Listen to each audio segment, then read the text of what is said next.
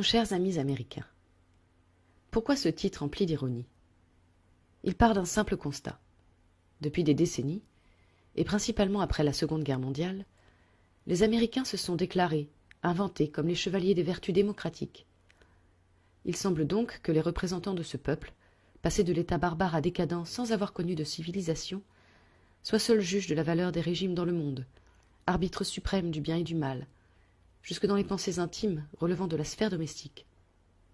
Pour comprendre l'origine de ce déterminisme, il fallait remonter à la création non pas des États-Unis, mais bel et bien des premières colonies d'Amérique. Comment ce peuple, qui n'a qu'une histoire de 2 siècles, est-il parvenu à contrôler la politique mondiale de nos jours? En quoi ces idées de liberté et d'égalité peuvent être considérées comme fallacieuses et iniques au vu des différents éléments de l'histoire, sciemment occultés par les élites depuis la création des États-Unis? Pourquoi ce pays est-il devenu le chantre du mondialisme, gouverné par des gens élus par personne, au nom des valeurs démocratiques? Cette modeste étude en appellera d'autres, c'est précisément l'espoir de ceux qui l'ont faite. Épisode 4. Du traité de Versailles au plan Marshall.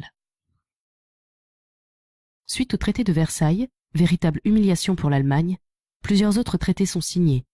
Celui de Gênes, en 1922, qui a eu pour but de rétablir l'ordre monétaire mondial complètement désorganisé par la Première Guerre mondiale, et celui de Rapallo, la même année entre l'Allemagne et l'URSS, dont l'objet était de rompre l'isolement dont ces pays furent l'objet après la Première Guerre mondiale et la révolution bolchevique.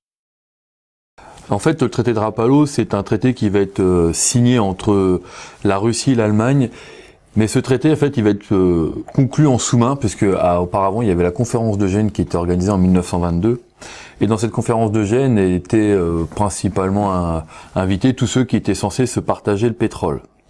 Et notamment aussi pour traiter aussi encore sur des affaires de réparation que l'Allemagne devait effectuer pour les Français et les Belges.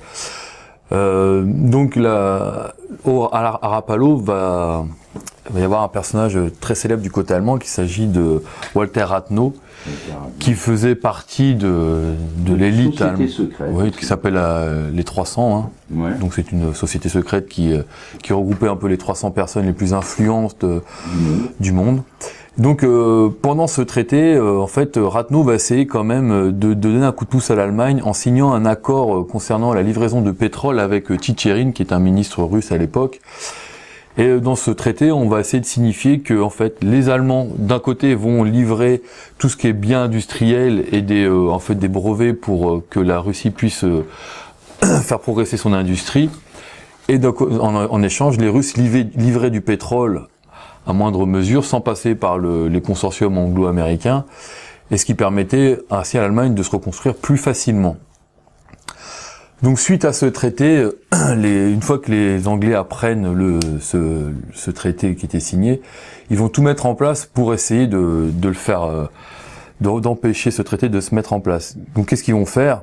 Tout simplement, ils vont assassiner Walter Rathenau, qui va mourir dans les bras de sa maîtresse. Qui va mourir dans les bras de sa maîtresse et qui dira que sa dernière phrase sera « les 300 qui gouvernent le monde ». Voilà. En fait, il expliquait qu'en fait, il s'est fait assassiner du fait du traité de Rapallo. De ce traité de Rapallo, mais de sa trahison par rapport à toutes ces élites mondiales. Par rapport à ces élites mondiales. J'avais oublié quand même de citer une anecdote qui est quand même assez sympathique. Quand on sait, comme on l'a expliqué auparavant, le rôle de la finance dans la révolution russe, on verra que comme par hasard, par exemple, la famille Rothschild vend ses champs pétroliers en Azerbaïdjan en 1911 à Deterding, quand dans le même temps la finance de Wall Street, qui est bien entendu en partie à Rothschild, était en train de financer cette révolution. Donc, parce que Deterding va avoir un rôle très important après, et sa position vis-à-vis de la Russie et son amertume sont compréhensibles. Par contre, on peut louer l'esprit quand même de la famille Rothschild, qui a eu le bon sens de vendre ses champs de pétrole en Azerbaïdjan juste avant l'arrivée des bolcheviks. Donc je vous disais que pendant que le traité de Rapallo était signé, il y avait la conférence de Gênes qui était organisée. Et il y a quelque chose à signifier, c'est qu'en fait les USA avaient été évincés par les Anglais de cette conférence. C'est-à-dire que au moment où ils allaient une nouvelle fois essayer de se partager le pétrole, ils avaient encore une fois évincé les Américains pour le partage du pétrole. Et en fait, cette éviction, elle a fait suite à différents divergences qui a lieu entre ces deux pays pour s'administrer le contrôle du pétrole. Du pétrole mondial. Alors cette guerre du pétrole, en fait, elle commence principalement en 1920 aux États-Unis, quand il y a un président américain qui s'appelait Sinclair, en fait, et enfin c'est un ami du président Harding il s'appelait Sinclair, qui avait réussi à parvenir à un accord avec les Russes pour justement se réapproprier tous ces champs pétrolifères de Bakou, qui étaient l'un des principaux, voilà, qui produisaient le plus de pétrole à cette époque. Donc quand les Anglais ont appris ça, notamment Deterding, qui lui voulait absolument s'approprier ces champs de pétrole, ils ont organisé toute une série de propagandes pour essayer d'évincer Sinclair et pour qu'ils arrêtent tout de suite cet accord. Et de cette suite, en fait, le président Harding, à l'époque, quand il arrêta de sa présidence, il mourut très peu de temps après. Il était assassiné pendant un dîner où il aurait mangé des mauvaises huîtres. Donc ça, c'est le début un peu de cette guerre qu'allaient se livrer les Américains et les Anglais. Ce qui va symboliser un peu cette guerre, et on va citer un homme, un Arménien qui s'appelle Gulbenkian, et qu'on appelle l'homme 5%, que tu l'as déjà cité tout à l'heure, ouais. Qui va être en fait à l'origine de cette guerre, parce que lui, il va pas se gêner pour passer d'un camp à l'autre, pour pouvoir déjà s'enrichir personnellement, parce que c'est un homme qui était amoureux de l'argent principalement, et qui en fait va tout départ être l'allié des Anglais, notamment de Deterding, où ils vont travailler ensemble pour essayer de s'approprier les maximums de champs pétrolifères. Et ce qui va contrarier l'amitié entre les deux hommes, c'est une histoire d'amour. C'est une histoire de femme. Voilà. Gulbenkian va tomber amoureux d'une fille d'émigrés russes, voilà, qui se trouve dans le même général russe, qui se trouvait dans le même hôtel que Gulbenkian habitait à Paris. Voilà. Et en fait, c'est Deterding qui va réussir à la séduire et donc il va piquer la femme que voulait Gulbenkian. Voilà. Donc suite à ça, Gulbenkian, ça va le mettre assez en rogne et il va tout faire justement maintenant pour contrer tous les plans anglais pour récupérer tous les différents champs pétroliers dans le monde. Et suite à ça, il y aura plusieurs batailles, notamment au Venezuela, où Gulbenkian va réussir à convaincre les dirigeants vénézuéliens de lui donner quelques concessions au niveau du pétrole. Et lui, ce qu'il va mettre en place, pour aussi récupérer ça, il va saboter plusieurs champs qui appartenaient aux Anglais à l'époque, et de cette façon, il va petit à petit réussir à prendre la place des Anglais. Et il va d'ailleurs récupérer la plus grande concession pétrolière à cette époque au Venezuela, qui s'appelle la Venezuelan Oil. Ensuite, il va lancer une grande offensive boursière en 1931, où il va faire une espèce de délit d'initié, puisqu'il va déjà vendre toutes les parts qu'il avait de la BP à cette époque, à bas prix. Il va créer une forme de panique boursière, et en plus, à travers ça, il va lancer une fausse rumeur dans laquelle il disait que Deterding, dont le puissant magnat de pétrole anglais, qui était mort. Donc de ce fait, toutes les actions boursières, que ce soit de la Royal Dutch ou de la BP, allaient complètement baisser. Lui, il va en racheter la plupart. Donc de cette façon, seulement il va s'enrichir et il va mettre un coup aux Anglais parce qu'ils vont perdre en fait des parts de leur propre pétrole, de leur propre concession pétrolière. Ah, il agira de la même façon au Mexique, quand il va déstabiliser un peu, il va financer des révolutions pour essayer de déstabiliser tout ce qui est les concessions pétrolières qu'il y avait au Mexique à cette époque et qui appartenaient également aux Anglais. On pense que cet homme seul, quand même, avait la capacité financière d'attaquer des groupes comme British Petroleum. C'est pour dire la richesse qu'il représentait. Il faut avoir une puissance de feu financière extraordinaire. Et c'est là où c'est donc ce personnage, cet Arménien, qui est d'extraction modeste d'ailleurs, hein, au départ. Hein, ouais, ses parents là comme payer des études en Angleterre. Oui, mais c'est pas des gens fortunés. Hein. Bon, voilà. Et c'est là où, en fait, quelque part, les Américains auraient dû apprécier ce personnage, qui est un self-made man, et ce que prônent les Américains.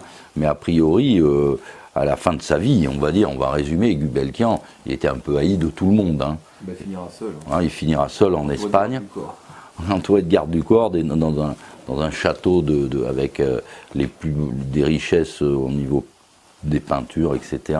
quoi. Et on pense également, parce que les Turcs en ont beaucoup voulu à Gulbenkian quand même, Ils en ont énormément voulu.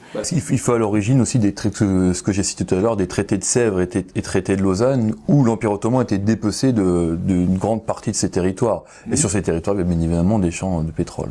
Même pour finir sur Gulbenkian, il avait comme aussi une idée assez fantastique, puisqu'il avait réussi à convaincre les dirigeants français de créer une concession latine en fait, dans lequel il allait réussir à fournir grâce au pétrole sud-américain l'Espagne, la France et l'Italie. Et de cette façon, il empêchait les Anglais de s'enrichir sur le dos de ces trois pays-là.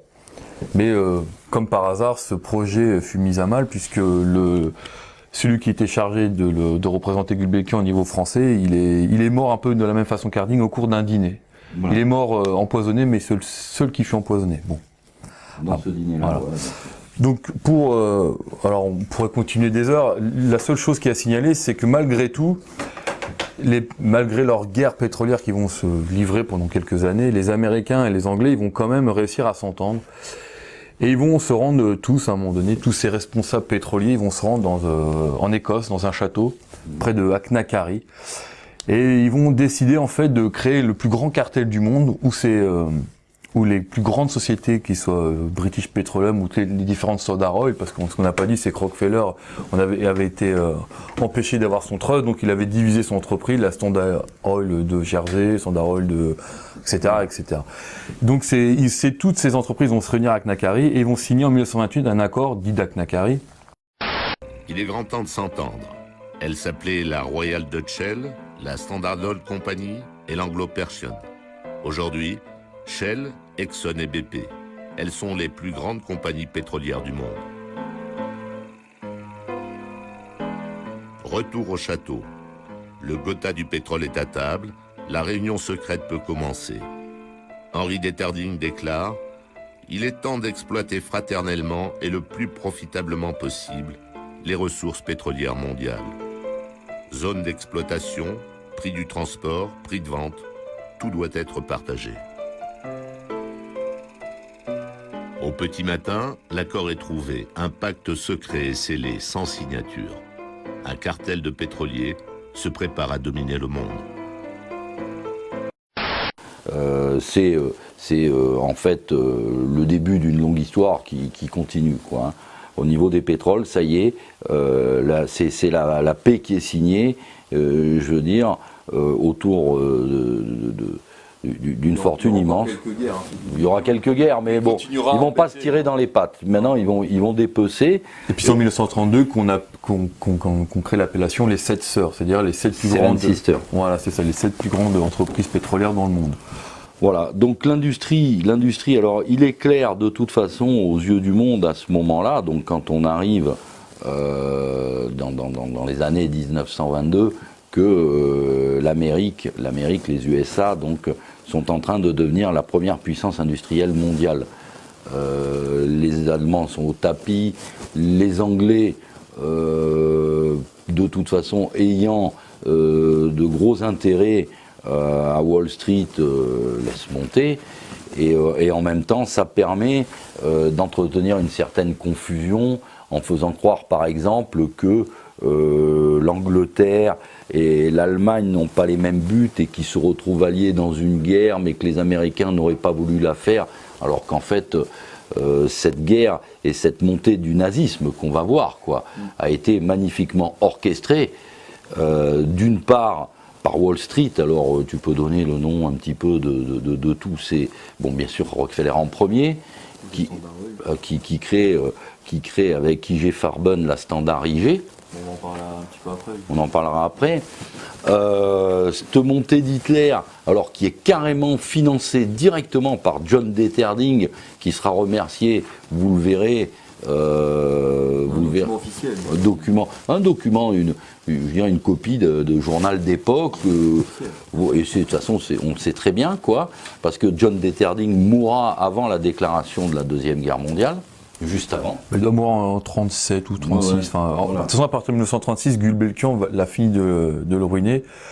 Suite justement à ce qu'il va...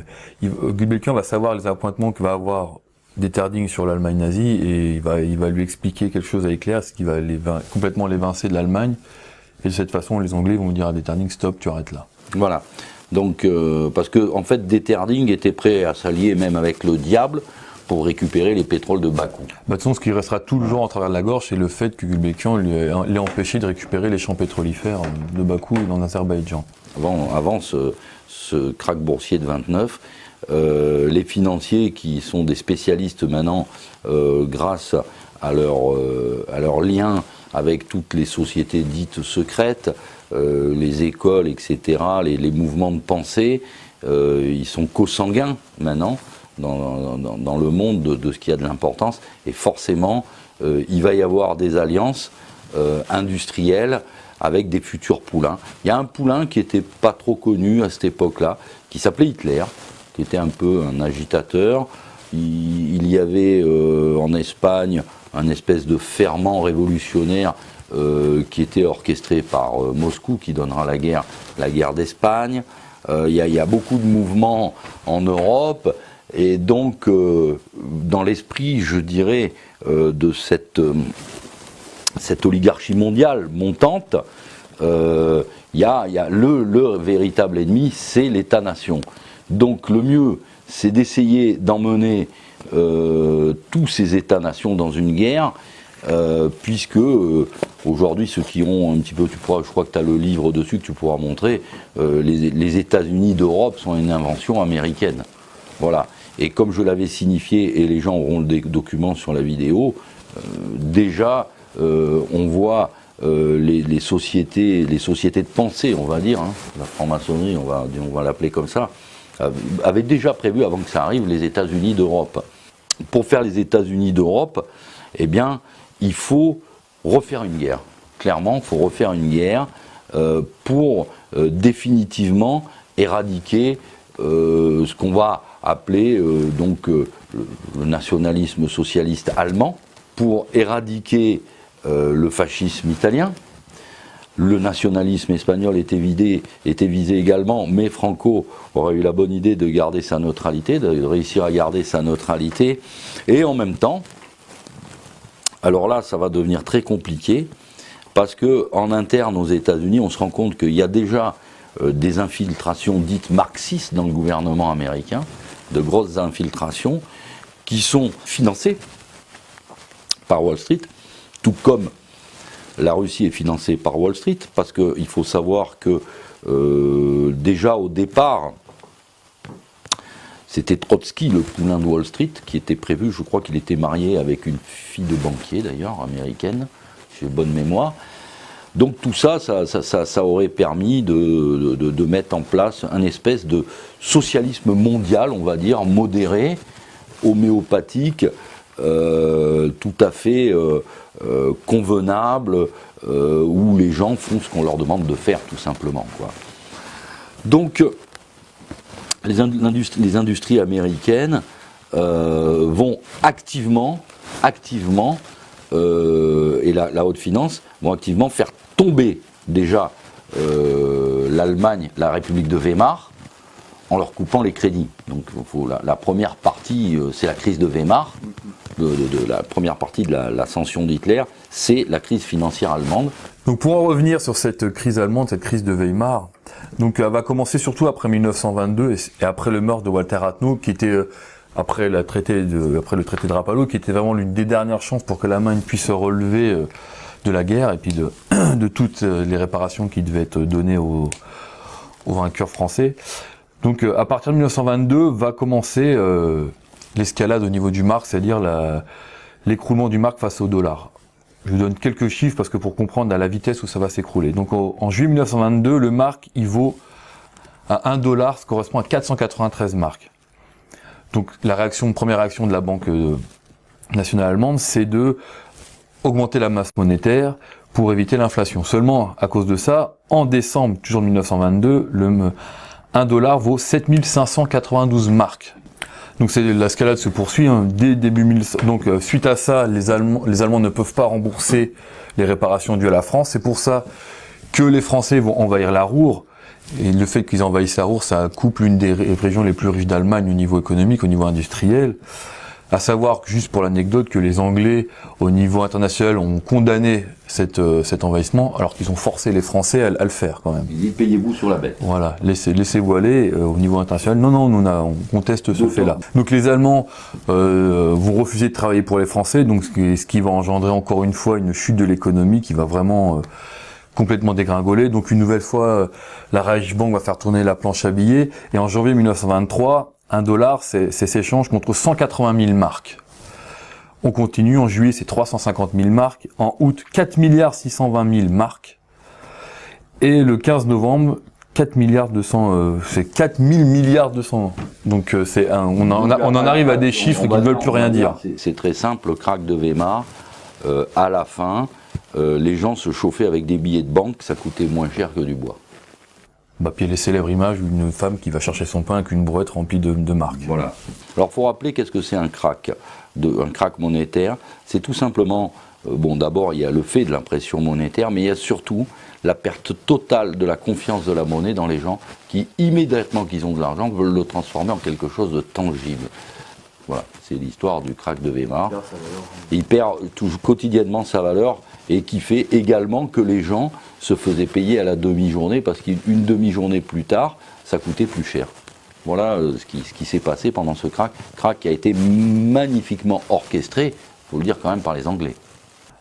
Ils avaient coupé tous les crédits à ce moment-là pour les Allemands. On avait supprimé l'aide à la Reichsbank. Donc de ce fait, l'économie détruite, vie sociale détruite, niveau de vie complètement anéanti. Les classes moyennes qui faisaient la force de l'Allemagne avant la Première Guerre mondiale, il n'y en a plus du tout.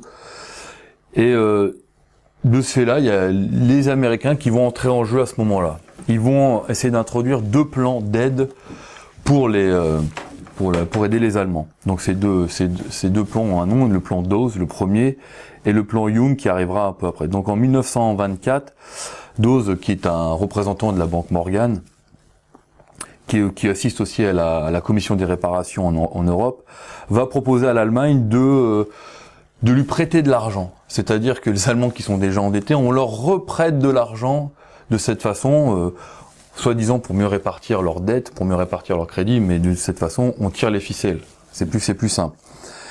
Et en plus, à ce moment-là, il y a un personnage qui va entrer en jeu, il s'agit de Sacht. Donc c'est un personnage qui entretient des liens assez étroits avec Norman, qui est le président de la Banque nationale d'Angleterre à cette époque, et qui va permettre petit à petit, on va le voir, qui va créer des liens entre tous ces banquiers qui viennent de Wall Street et de la City avec Hitler. D'accord, Sacht a un peu des idées de... Ils jouent un poulain. Ils sont en train de miser un peu leur... Voilà, ils jouent un poulain. Et en fait, au même titre, alors parce qu'on sait donc Hitler dans son ascension a été beaucoup aidé par Detterding. Bon, il y avait un but clair et net. Il voulait que les Allemands sautent à la gorge des Russes et fassent tomber le régime et récupérer le pétrole. Les Américains, eux, ils ont un autre pragmatisme, c'est qu'en fait ils disent après tout l'argent n'a pas d'odeur. On a tout cassé là-bas. Il y a un bon business à faire. Et donc tout Wall Street va commencer à jouer Hitler. Une grande partie de Wall Street dit on joue Hitler. Alors qu'Hitler a déjà écrit Mein Kampf, son manifeste. Enfin, on ne sait pas trop si c'est lui qui l'a écrit. En fait, on connaît Mein Kampf. Voilà, on connaît Mein Kampf, mais ça ne pose aucun problème. À ce moment-là, les plus grands noms, la famille Bush d'ailleurs aussi, Prescott Bush, après il y aura Ford qui va jouer avec lui, bien entendu Rockefeller et bien d'autres encore que tu peux citer. On poursuit donc grâce au plan Dawes et Young, en plus il y a des émissaires américains qui sont présents continuellement sur le plan, sur le territoire allemand pour s'assurer du remboursement des intérêts qu'ils vont prêter aux Allemands. D'accord. Donc il y a quelque chose qui est caché, qui est le plus important, c'est que le plan Dawes et Young vont permettre de financer aussi la fusion entre IG Farben et puis, alors c'est un nom allemand, je suis désolé pour la prononciation, c'est Vereinigungswerk, donc c'est ce qui va permettre de créer l'un des plus grands cartels au monde qui font un peu de tout, chimique, voilà, principalement chimique, et qui vont être les principaux financiers d'Hitler. Alors, ce qui va permettre aussi cette fusion, enfin cette fusion, oui, entre ces deux consortiums, qui va permettre quand même, IG Farben à cette époque-là devient l'une des industries les plus puissantes au monde. Hein. C'est bien qu'il faut se rendre compte de ça, c'est que grâce au financement de Wall Street, ils vont créer un monstre énorme. Donc ce grand cartel va petit à petit créer des petits, c'est-à-dire qu'il y a plusieurs entreprises qui vont venir se greffer pour aider tous ces pour préparer l'arrivée d'Hitler au pouvoir en 1933. Qui vont préparer, qui vont aider tout simplement à réarmer l'Allemagne, voilà, tout doucement. Voilà, c'est-à-dire parce qu'une, je veux dire, il faut une réactivation du système industriel pour pouvoir repartir en guerre. Et ils ont commencé par remonter d'abord le cartel chimique, on va dire, IG Farben, et après ils vont faire monter Hitler, qui lui va remonter toute l'industrie sidérurgique, etc., qui va lui permettre. IG Farben, c'était, on appelait ça l'État dans l'État. Ouais. C'était tellement important que ça prenait vraiment une place considérable. In Hitler Germany, the German banks and the German industrialists didn't like Hitler. They wouldn't give him any money. So the Rothschilds had to have the Bank of England finance the Nazi movement. And at the end of the war, when they tried the Nazi so-called war criminals, they never touched the bankers who had the Baron Schroeder, and one of the members was a director of the Bank of England, and they were never indicted. They were quietly released, and the people that they indicted and tried at Nuremberg, of course, were the figureheads. But the real powers behind World War II and the Nazi Party were never tried, and have never been tried to this day. Pour continuer sur ces entreprises qui ont financé Hitler, on va citer, dans les chars allemands, ils vont être construits par Opel. Seulement, à cette époque, Opel, ça appartient à General Motors. Donc General Motors qui appartient également à Ford. Cet investissement de General Motors en Allemagne va permettre ainsi à construire de nombreuses usines qui vont non seulement construire des chars, des camions, un peu de voitures, bien sûr, la célèbre Coccinelle, voilà, merci. Et de cette façon, tous les bénéfices réalisés par cette entreprise vont être injectés une partie va être injectée dans le parti nazi. D'ailleurs, Henry Ford fut décoré par les nazis pour service rendu à la nation. Voilà, comme Deterding. Exactement. Ensuite, on va citer quand même la Standard Oil qui va être l'une des plus importantes, parce que quand même pour financer tout ça et pour préparer une guerre, il faut bien sûr à cette époque-là du pétrole. En Allemagne, il n'existe pas de champ de pétrole, donc la Standard Oil de New Jersey principalement va se mettre à disposition IG Farben, et vont créer un joint venture qui s'appelle Standard IG. Standard IG, c'est ça. Alors, ce qui va permettre notamment, c'est la création d'un pétrole un peu artificiel, c'est-à-dire qu'on va créer du pétrole à partir du charbon.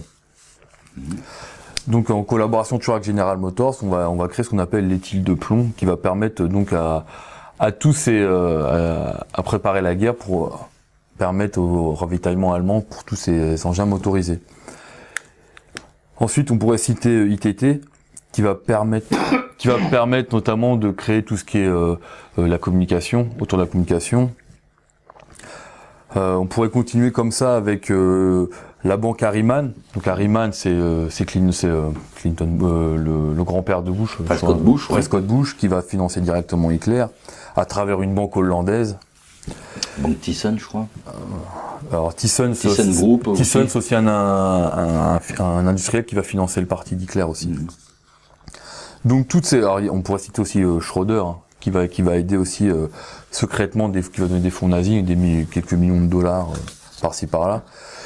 Et ensuite, à niveau de cette montée aussi, on pourrait citer Paul Warburg, d'accord, qui à cette époque-là est le directeur de la Fed, et qui par un intermédiaire de succursale en Europe va donner de l'argent à Hitler en passant par IG Farben.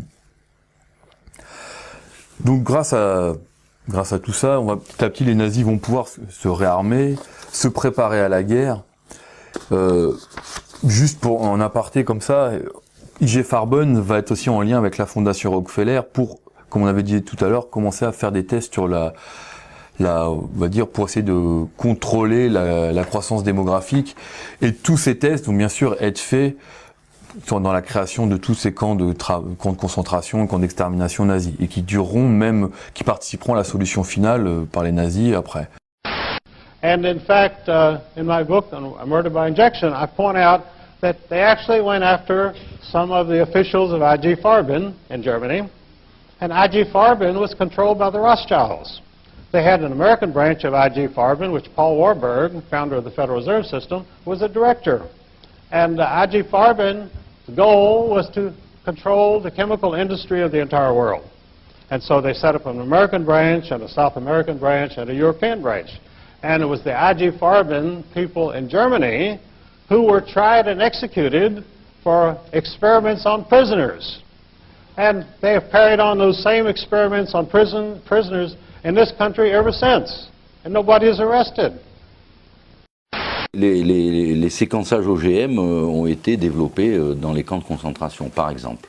C'est-à-dire qu'aujourd'hui, quand vous mangez des produits transgéniques, il faut savoir que ça a été étudié en premier lieu dans les camps de concentration. Voilà. Et puis quelques anecdotes comme ça, quand les Américains ils sont arrivés en Allemagne, en fait ils ont constaté que les chars allemands, ils étaient un peu la copie conforme des leurs. C'est-à-dire que c'était un peu les mêmes, déjà le même moteur, et juste pour signaler la participation des Anglais, tous les moteurs de la Luftwaffe étaient produits par Rolls-Royce. Voilà. Donc Hitler, il n'est pas arrivé tout seul au pouvoir. Voilà.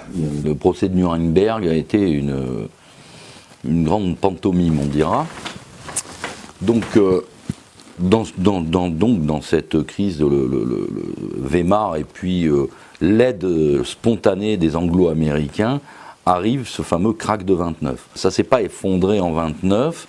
Par contre, comme par hasard, c'est juste un président fraîchement élu qui arrive aux États-Unis avant le crack de 29. C'est Hoover, si j'ai bonne mémoire, le président Hoover, qui lui d'ailleurs n'était pas franc-maçon, qui avait des idées qui dérangeaient un peu. Et lui, il arrive et lui tombe dessus cette grande dépression américaine. Alors le crack de 29, il faut quand même dire une chose, qu'il y a eu ce fameux jeudi noir, mais qu'après, la bourse est remontée et le vrai crack a eu lieu en 1936. C'est un crack qui a à peu près les mêmes origines, c'est-à-dire de l'argent prêté qui n'existe pas. C'est une pratique courante et dont on peut se demander si elle n'est pas un petit peu organisée, parce que dans ce genre de crack, curieusement, on ne voit aucune de ces grands barons tomber. Ils ne tombent pas, eux, dans les grands cracks. Il y a les petits, les deuxièmes couteaux, qui se cassent la figure, mais pas les grands. Mais la plupart ont eu la présence d'esprit de vendre avant. Voilà. Et c'est à ce moment-là que la Deuxième Guerre mondiale va pouvoir occuper ses petites mains à construire, je veux dire, cette immense armada que fabriqueront les Américains en très peu de temps. Les gens devraient peut-être se demander, mais comment les Américains, ce peuple pacifique, a pu créer cet armement en si peu de temps.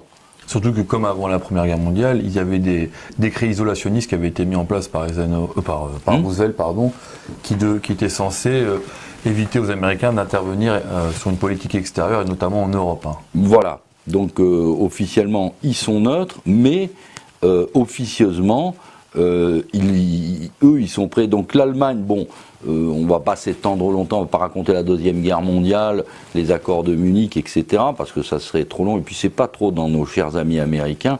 Eux, les Américains, ils ont la fameuse politique isolationniste, ils ont la crise, la Grande Dépression, et surtout,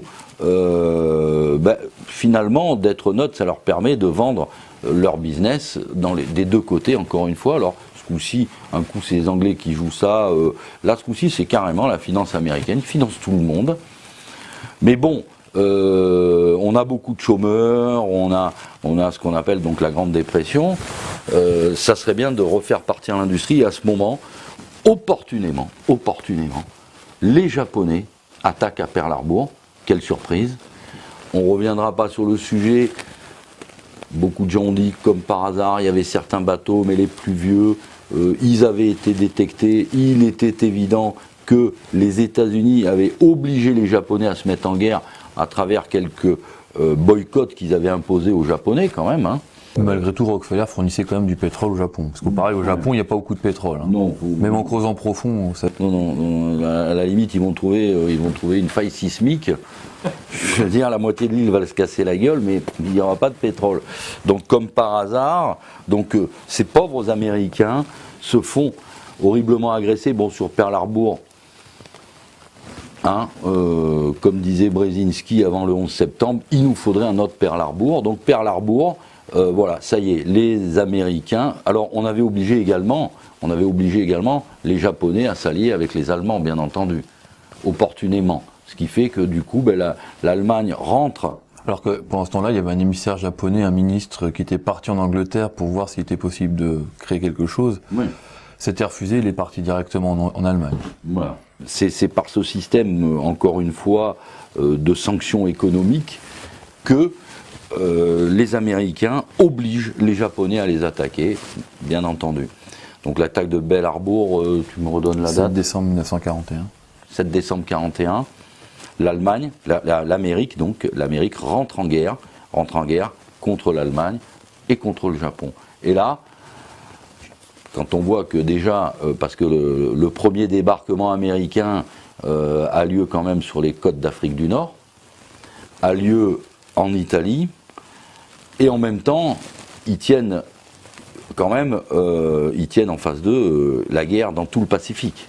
Parce que le théâtre des opérations de la guerre américano-japonaise est immense. Donc c'est une armada qu'ont produit les Américains à une vitesse. Je dirais qu'il y a une spontanéité, une capacité de réaction.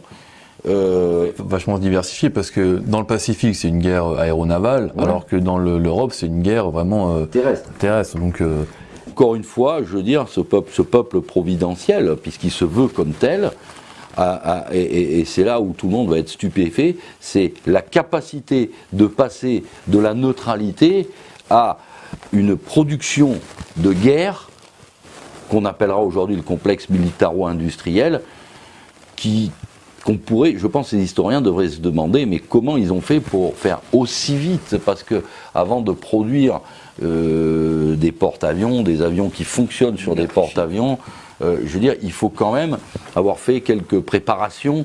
Et là, tout à fait par hasard, donc ces pauvres Américains sont agressés par les Japonais et ils gagnent la guerre 4 ans après. On remarquera aussi que pendant quand la phase des opérations terrestres, opération Overlord, arrive donc sur le continent européen, les Allemands qui jusqu'à présent s'amusaient à bombarder les Anglais se font bombarder à leur tour, mais jamais IG Farben. D'ailleurs, tout le monde savait qu'il fallait se protéger chez Standard IG, donc qui était la société de M. Rockefeller. Standard IG n'a jamais été bombardé. Comme la plupart des industries Opel fondées par General Motors, les gens allaient se réfugier là-bas à chaque bombardement. Voilà. Ça n'a jamais été bombardé. D'aucuns pourront attribuer ça au hasard. À Londres, le château de la reine d'Angleterre n'a jamais été bombardé. Enfin, c'était pas la reine d'Angleterre à cette époque, c'était George VI. Mais... On remarquera également donc dans ce conflit entre les Allemands et les Américains d'étranges accords avec les bolcheviks. D'un coup, Staline, qui était infréquentable, devient quelqu'un de tout à fait fréquentable. Et il va se passer d'étranges accords, les accords de Yalta notamment. Donc, l'histoire de la Deuxième Guerre mondiale, des opérations militaires, on ne va pas s'étendre dessus. Hein. On a fait le lien entre, je veux dire, Wall Street et Hitler. Il y a la pantomime de Nuremberg également.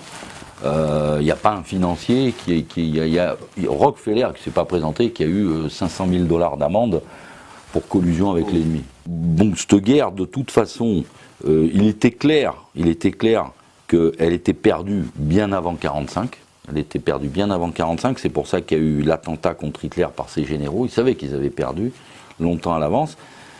Et curieusement, les opérations ont un petit peu traîné quand même. On s'est partagé le monde à Yalta, encore une fois. Et qui on voit à Yalta?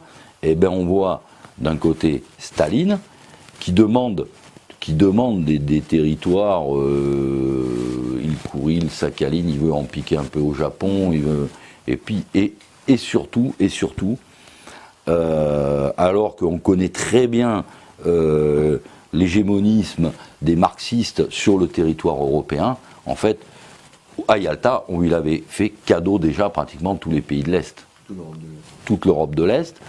On avait exigé, ce que peu de gens savent, c'est qu'on avait exigé le démantèlement des empires coloniaux, que ce soit français en premier, italien bien entendu. Alors déjà, il n'y a plus d'empire colonial. Alors beaucoup de gens ont regardé justement, mais ça c'est les accords de Yalta et on y reviendra après. Et donc, cette guerre, on laisse les Russes avancer plus vite que les Américains. Le général Patton qui veut arriver le premier à Berlin, on lui coupe le carburant, hein, n'est-ce pas? Donc on voit très bien que, encore une fois, on a décidé, donc Roosevelt qui d'ailleurs commençait à être sérieusement malade. Il était pas en forme.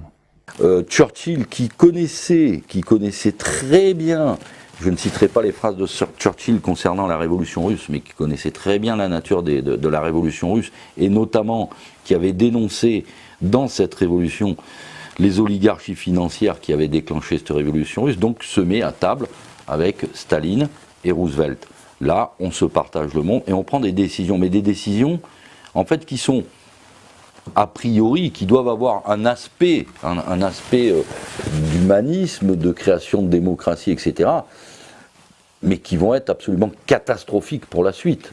Et alors, on pourrait croire, ouais, on a fait des concessions à Staline, impensables qu'on n'aurait pas dû faire, mais simplement, il faut quand même savoir que la bombe Little Boy était chargée sur l'avion Enola Gay qui a bombardé Hiroshima, Nagasaki. Les Russes n'avaient pas tiré un coup de fusil, qu'ils avaient déjà obtenu des concessions territoriales sur le Japon dans une guerre qu'ils n'ont même pas faite contre le Japon.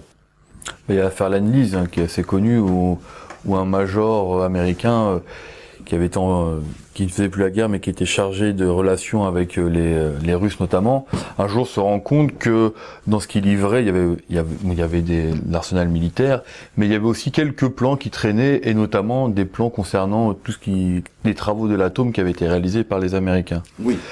Et ce major, on lui a clairement fait savoir que valait mieux qu'il se taise, qu'on lui avait rien demandé, et que ce qui se passait entre l'élite américaine et russe ne le regardait pas. On en arrive donc à la fin de cette guerre, où une somme de hasard fait que on va se retrouver après donc Nuremberg, où on aura écrasé la bête immonde. On va se retrouver devant un après Yalta qui va être tout simplement d'abord la création de l'ONU, les accords de Bretton Woods, la création, encore une fois, d'organismes qui démontreront leur capacité de nuisance, tels le FMI, tels la Banque mondiale, le GATT, l'OCDE, ils ont créé des tas d'organismes, l'UNICEF, il y a je pense après, mais bon, ça fait partie. Ça fait partie de. Alors toute cette liste, je dirais, de soi-disant puissances politico-financières, soi-disant neutres, mais qui, comme par hasard, vont toujours aller dans le sens des oligarchies financières. Alors, certains diront, ouais, ça va dans le sens des Américains, mais là, l'Amérique est-elle encore l'Amérique à ce moment-là? Ou est-ce que c'est pas ce qu'on sait aujourd'hui et que tout le monde sait, c'est à peu près, comme ils avaient prévu depuis longtemps, c'est à peu près 500 multinationales qui contrôle 80% du marché mondial. C'est devenu, aujourd'hui on en est là, c'est une grosse multinationale. Mais on va aborder donc ce sujet de l'après-Bretton Woods, des accords de Bretton Woods, de l'après-Bretton Woods, et de la suite qui est très importante. Ah, l'opération Lys d'Or. Ah ouais, l'opération Lys d'Or, alors c'est tout simplement, voilà, moi je vais le résumer, c'est très simple. On sait que pendant 15-20 ans, le Japon a pillé tout l'Asie du Sud-Est, a massacré, dont le massacre de Nankin, etc. Disons qu'ils avaient créé une espèce de milice qui était sous les ordres du fils de Hirohito, qui s'appelait Shishibu, je crois, Ouais. et qui était chargé de piller l'or partout en Asie, c'est-à-dire tout ce qu'ils avaient attaqué et gagné comme guerre, ils étaient chargés de piller tout l'or. Alors à travers on parle de milice parce qu'en fait la majorité qui composait cette milice c'était des yakuza quand même. Il y avait une collusion entre le pouvoir Hirohito plus les yakuza japonais. Et donc ils étaient plus ou moins chargés de rapatrier toute l'or qu'ils trouvaient. Et il l'avait plus ou moins réuni dans différentes îles dans le Pacifique, principalement dans les Philippines. Voilà, alors bon, c'est ce qu'on a appelé l'opération Lys d'Or. Alors on va simplement... Voilà, opération Lys d'Or. Ah, opération Lys d'Or, où on voit donc MacArthur et Hirohito. Et là, je vais juste donner un détail pour que vous compreniez. C'est que, en fait, il y a d'abord un fonds qui a été créé, c'est le Black Eagle Trust, qui est chargé donc de blanchir cet or. Donc cet or qui a été récupéré, on le sait, on finit dans des banques internationales, Citibank, la Chase, la Hong Kong, Shanghai, HSBC, quoi, l'Union des banques suisses. Et alors, il y a un phénomène extraordinaire, c'est qu'il y avait un compte joint secret à la Sanwa Bank au Japon, au nom du général MacArthur et de son vieil adversaire Hirohito. Un compte qui en 1982, sachant que en 1982, l'or ne rapportait pas d'intérêt, hein, et ben ce compte-là, lui, il offrait $1 milliard d'intérêt par an. Bon, l'histoire ne dit pas combien il y avait d'or sur ce compte. Et c'est qu'une banque, ça. Parce qu'il faut expliquer pourquoi MacArthur, quand le Japon perd la guerre, il est chargé d'administrer toute l'île. Voilà, c'est l'administrateur. Hein. Voilà. C'est une sorte de gouverneur à l'ancienne quand les premiers colons sont arrivés en Amérique. Voilà, donc dans ce livre, on vous donne tous les détails de cette opération. Poursuivre, ce livre il est intéressant parce qu'il montre aussi à quoi servit l'or qu'ont récupéré les Américains. On sait qu'une partie du financement de la guerre froide a été réalisée grâce aux magots. Une partie, mais pas tout. C'est une manière de justification à la sauce américaine. En fait, ça a financé toutes les opérations secrètes de la CIA. Oui. Voilà. C'était un des et ça a financé également la campagne de certains présidents des États-Unis. Il faut le savoir également. En 1951, il y a donc le procès de Tokyo, hein, qui est un peu le corollaire de ce qui s'est passé à Nuremberg. Et durant ce procès, la finalité, dans l'article 14, on explique que le Japon n'a plus les ressources nécessaires pour dédommager toutes les victimes de la guerre. C'est-à-dire que les Allemands, ils ont quand même fait des dédommagements importants. On sait principalement. Ils en payent encore. Ils en payent encore. Eux, les Japonais, non. Ils n'avaient pas de ressources nécessaires. C'est-à-dire que tout ce qu'ils ont pillé, qui a été récupéré par les Américains, tout ça a été mis au secret et ça n'a jamais existé. Il y a juste au printemps 2000, au Congrès des États-Unis, on a voté le Japanese Imperial Army Disclosure Act qui, normalement, était censé déclassifier tous les documents qui étaient liés à cette Seconde Guerre mondiale et notamment à l'intervention américaine au Japon.